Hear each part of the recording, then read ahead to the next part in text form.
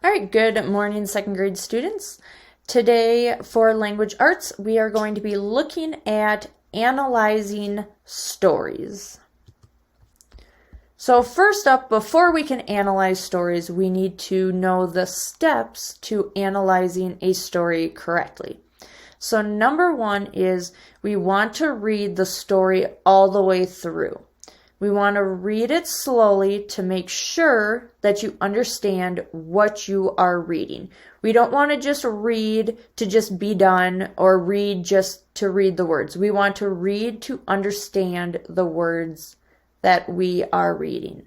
So if you get stuck, go back and reread the part that you don't understand again. And then the second step is that sometimes a story doesn't explain everything that you need to know. You may have to make a guess using details from the text.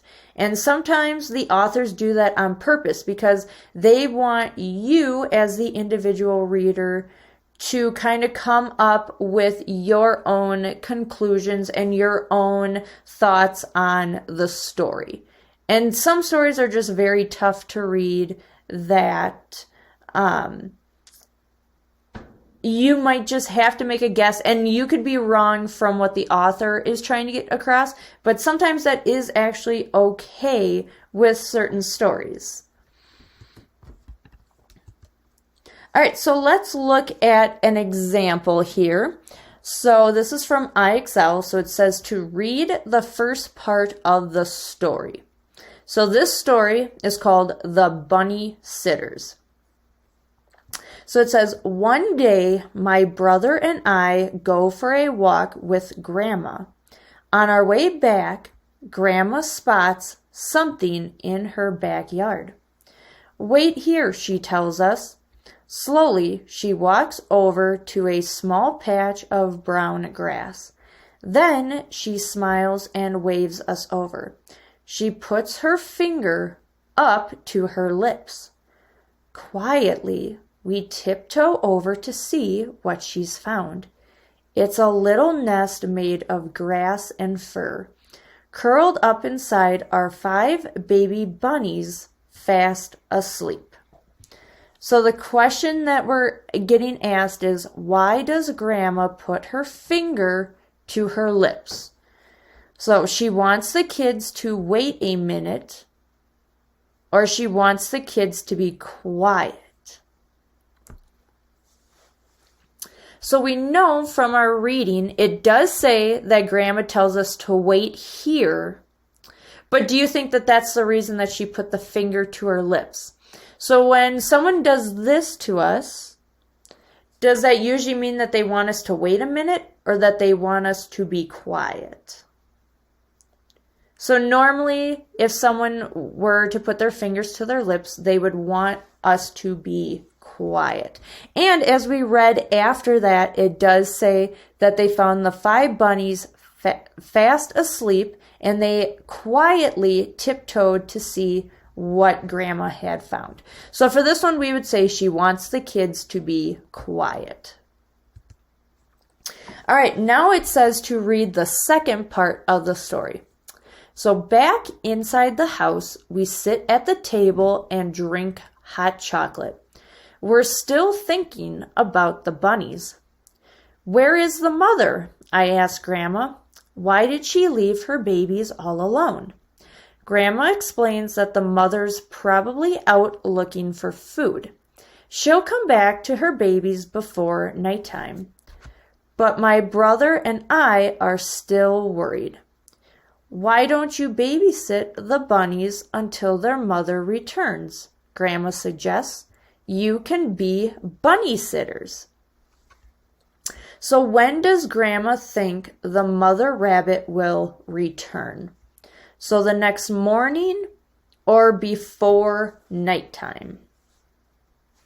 So looking back at our story, this one, the author tells us specifically, it says before nighttime. So for this one, we can confidently say before nighttime because the author has flat out told us that she'll come back to her babies before nighttime. All right, now let's read the third part of the story. My brother and I take our job very seriously. We keep watch over the bunnies all afternoon. When we think they might be in danger, we rush outside to protect them.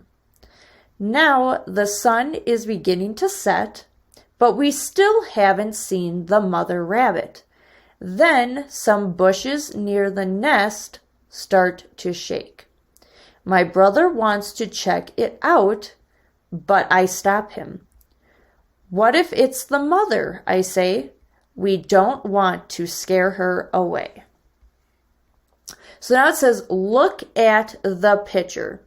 What are the kids doing to protect the bunnies? So there are times also that the author will use illustrations to help the reader understand what they are talking about.